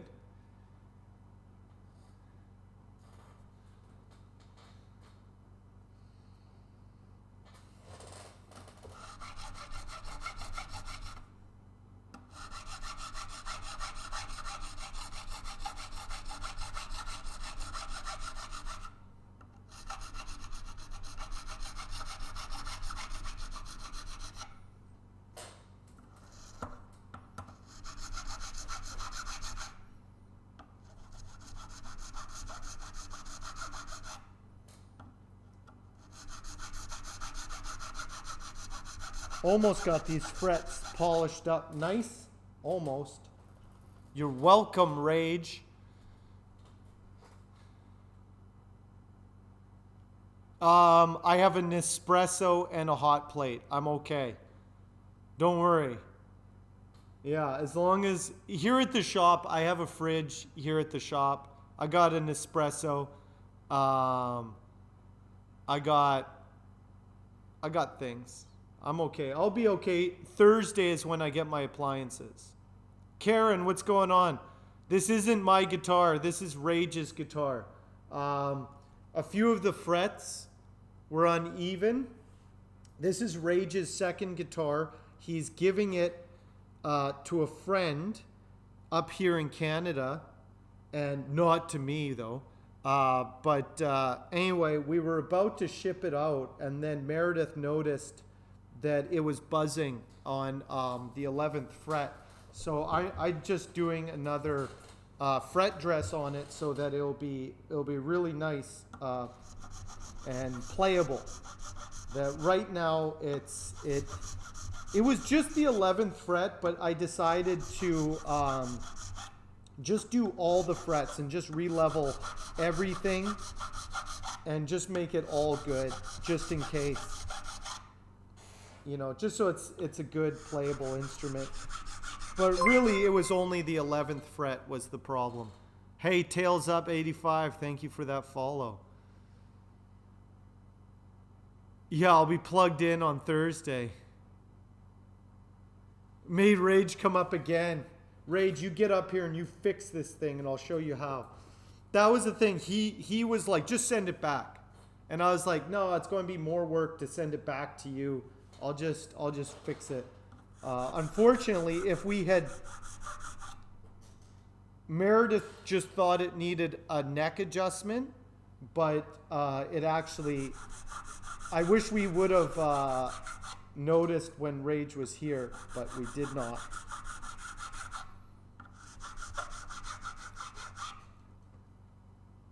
Karen, how was your weekend? Happy Thanksgiving. It's Thanksgiving today up here in Canada.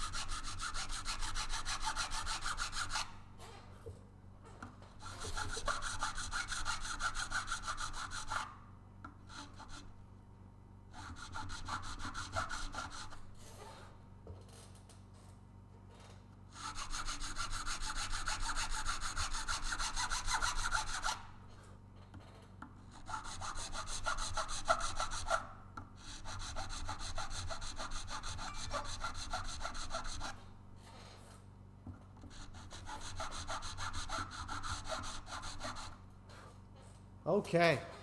There we go. What's going on here? What's going on here? Okay, now it's time to sand. Now it is time to sand. Let's see.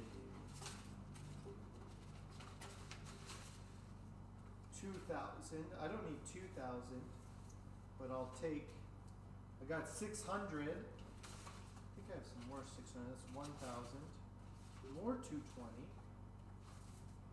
1,000. 800. 600.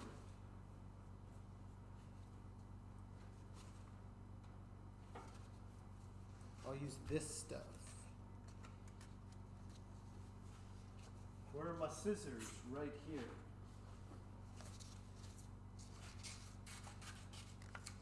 There we go. Now we sand the frets.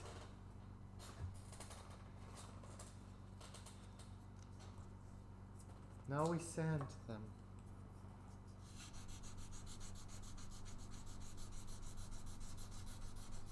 So they'll look nice. Everything has to look nice. But yeah, it's kind of annoying not having a stove yet. Like I was saying before, there was the guy who lived in the suite was a metal worker. He was doing a lot of welding, and the place was pretty grimy.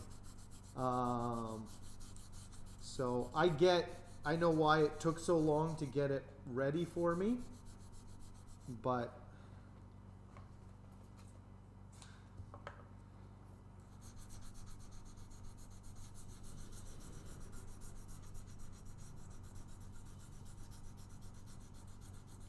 that's how it goes.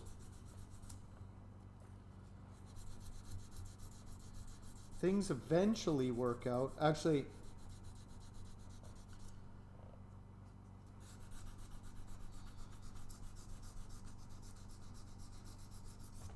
it all works out in the end.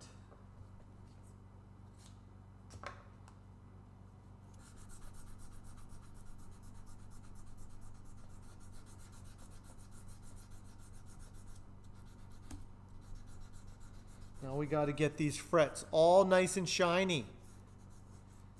All nice and shiny. As you guys have seen multiple times, I used to not really put much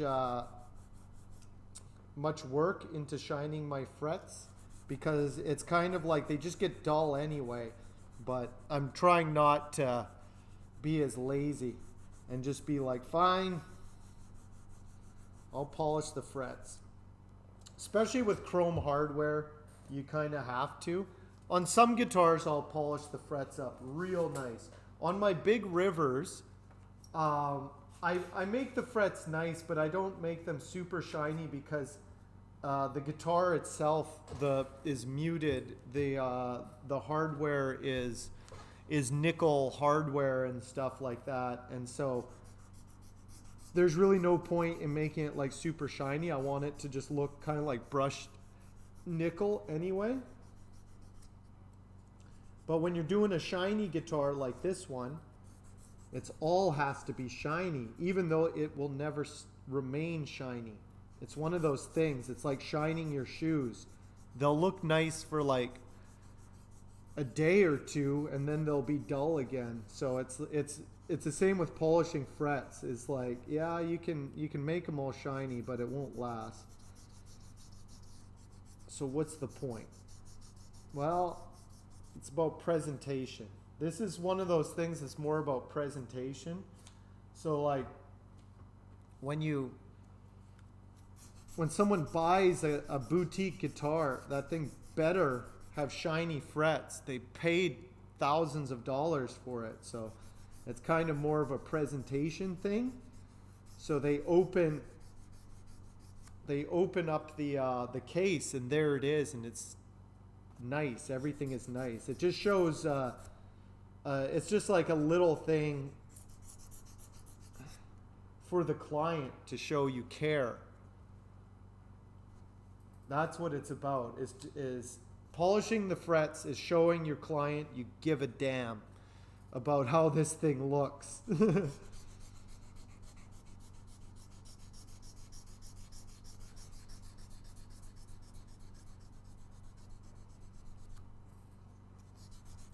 Also, people associate shiny frets with a job well done. So even if you ever do a repair on a guitar, or something happens to the guitar while you're repairing it, do shiny frets to distract from anything you did wrong. That's another thing. They'll be so dazzled. They'll be so dazzled by the shiny frets that they won't see all the mistakes you made. So this is key. All you middling guitar builders out there, this is key to your success right here. You're seeing it right here. Is get those frets nice and shiny. Get those eyes away from those dents in the body, those little chips that you forgot to fill, those parts that you didn't sand as well as you could. All those things that you know are there, but were too lazy to fix.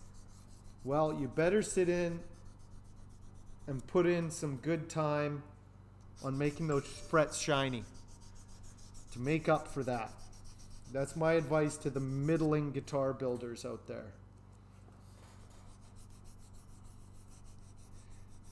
All the guitar builders out there who are like, okay, that they would be great if they just put the time in, but they don't want to put in the time.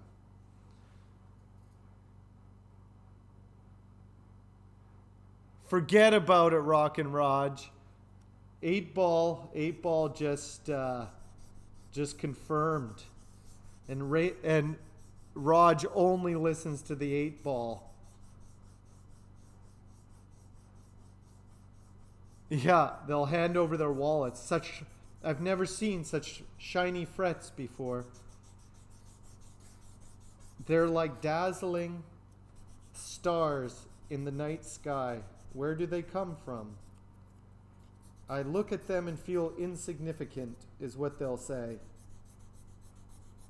I see the timelessness of the universe in your shiny frets. They may not say it, but they will feel it. They will feel it.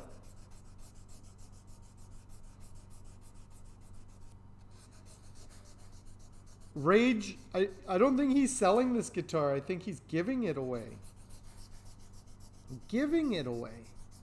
Just giving it away. Which, it's his second guitar.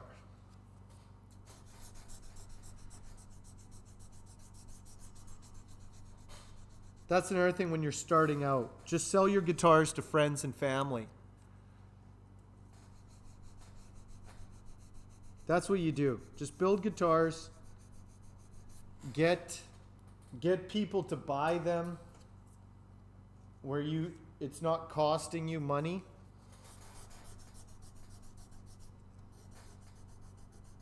I can easily spend $800 on hardware for a guitar. Easily.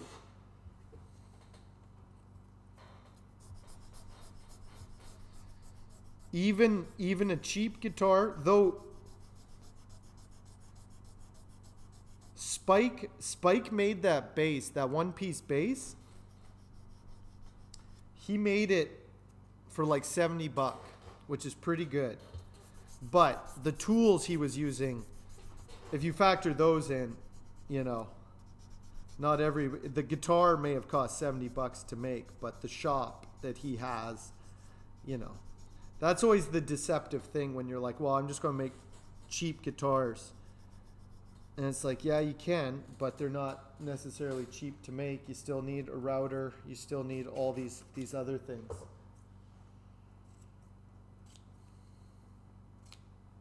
But kits you can build for a few $100. If you really want to build a guitar but don't have the resources to build it from scratch, you can order a kit. And a kit, you just need really basic tools. Sander, you can sand by hand if you want. Screwdriver, things like that.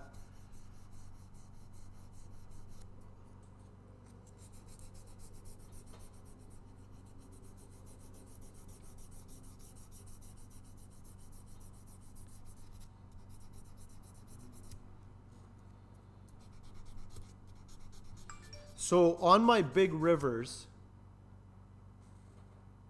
let me tell you about my big rivers. I'm upgrading the hardware on them. So I've been doing kind of, they're not super expensive, but they're not cheap either. They're kind of like middle of the road kind of guitar, like as far as boutique guitars, mostly because I don't have a name yet, so I can't charge the Hank tax.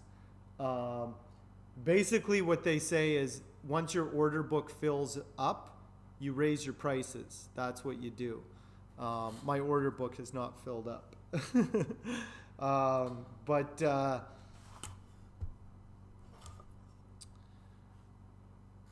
I was crunching some numbers and stuff like that, and I'm like, well, I raised the price of the guitar a few $100s, and it's not that I make more money off of it, but if I raise it about $300 or $400, I can have a lot of really nice hardware in it, like titanium truss rod, things like that, really nice tuners and stuff. And I was just like, I've been doing pretty good with mid-range hardware and things. And I was just like, you know what do I got to do to this thing to just make it a really premium instrument? And it's like, oh, it's not even that much more expensive, you know? Like, I get good tuners, but the really good tuners are about $50 more. And it's just like, well, why not spend that extra $50? You get better tuners, you know, things like that. The truss rods are about $20 that I've been getting. The low profile truss rods, they're made out of steel. But for $40, so $20 more, I can get titanium, low profile titanium truss rods that were designed by this Japanese guy out here. Yusuke designed these really nice truss rods, and he has them made in Japan, and he imports them. I don't know what company he has making them, but Meredith was showing me one of his truss rods, and it's like, that is a nice truss rod.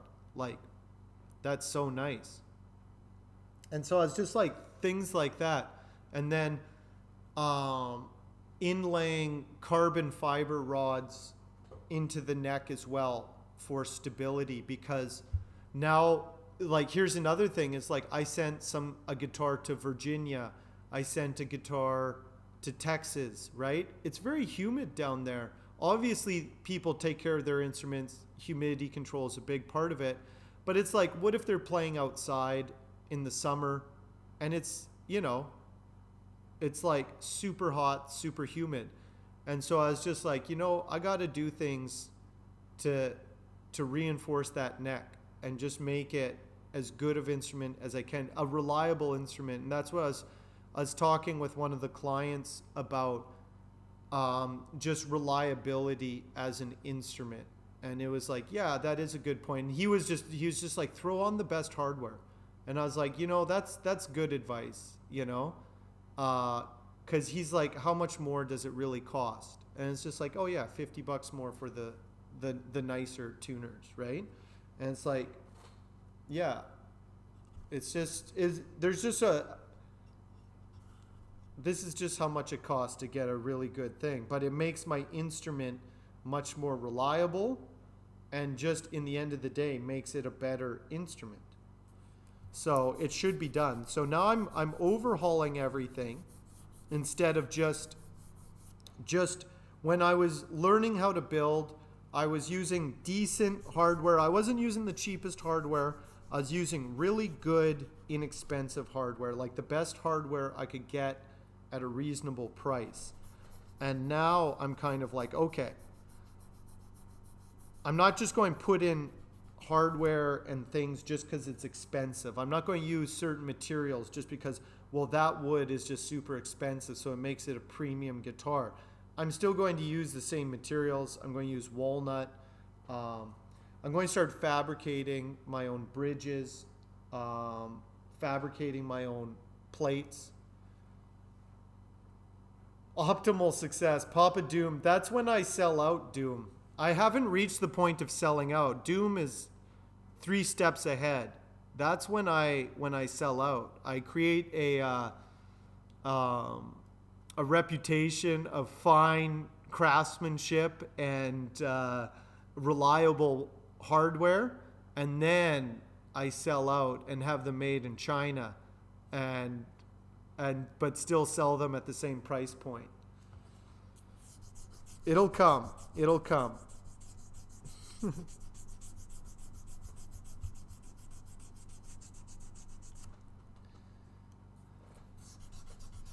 I just want these things to be really good instruments.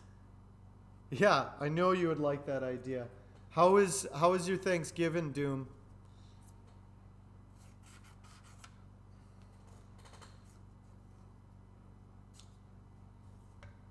How's the family doing?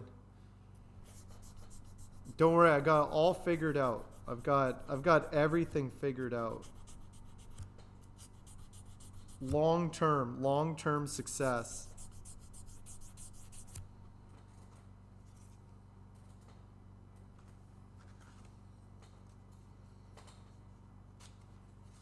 I don't need to sell out. I'm just going to launch. You didn't do much? I didn't do much either. I had my Thanksgiving on Friday night with Tim next door. They had Tim's girlfriend made an amazing Thanksgiving dinner. They had a bunch of friends over at the music studio, so they invited me over there. So I just hung out on Friday night, had some turkey. Felt really gross because I ate a lot of food really late at night, and yeah, and then moved on Sunday. Moved into my new place yesterday and just slept. Had a really good sleep.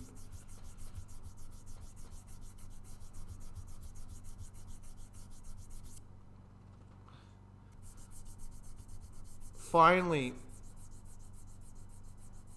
sandcasts? No, I don't know anybody who does that.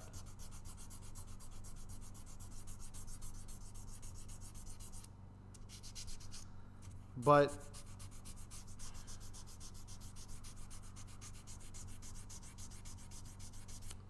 there's a guy downstairs.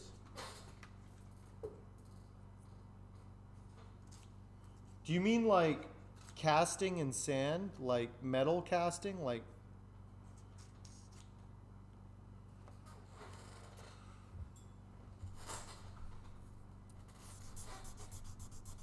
I really wanted to cast my own pewter for a while.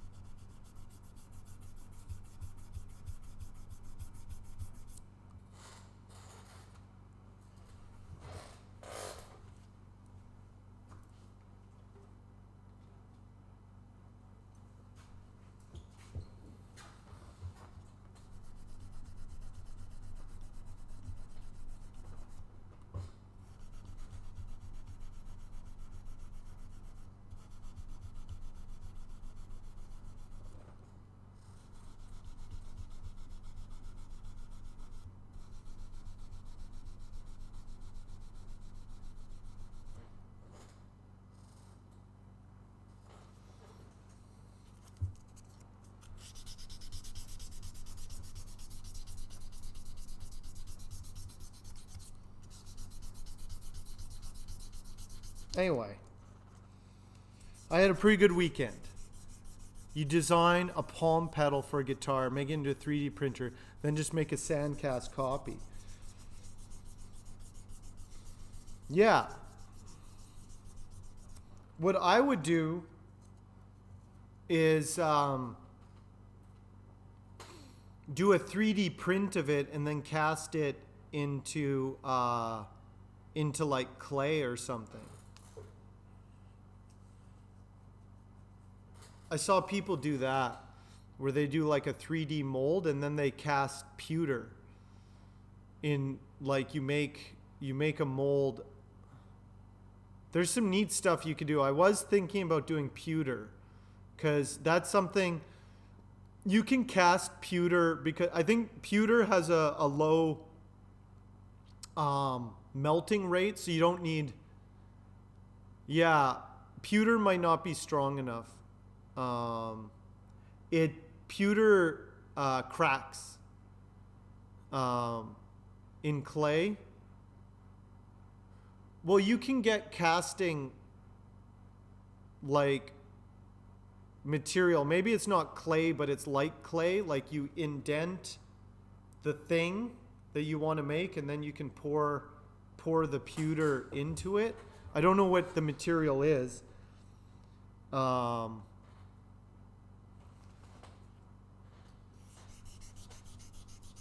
You can also, the new 3D printers, get this, they have 3D printers if you're like a tabletop gamer. They 3D print a high heat resistant material, and then you pour the pewter into the mold inside it, and then you let it cool down and harden, and then you break it apart, and you got your pewter figurine right in the 3D like material, which is just crazy, which is just a game changer for like pewter. I always like the pewter figurines, but it's getting a lot easier to do those types of things now, like custom, like not just with like 3D printing. You can 3D print metal now. Now you don't, here's the thing, is like I really like that, and then you look at the cost and it's like they are coming out with 3D printed metal parts. Basically how it works is that there's just these tiny little pellets of metal, and they're small enough that the tip of the nozzle can melt it, and so it works like a printer, and it just melts these tiny little pellets of metal into the shape. Anyway, you don't have to buy one of those machines, but one of the things that's happening is there's lots of people who are running like fabrication businesses. So if you know, you don't have to buy one of those $10,000 3D printers. There's people who have them. You just have to make the 3D model and get it made, get it printed. So I've been looking at that and just being like, oh, that's neat. What can I outsource? You know, that's why I'm getting rid of my 3D printer, because I'm just kind of like, I never used it. And if I need something 3D printed, I'd just go find someone with one of the new 3D printers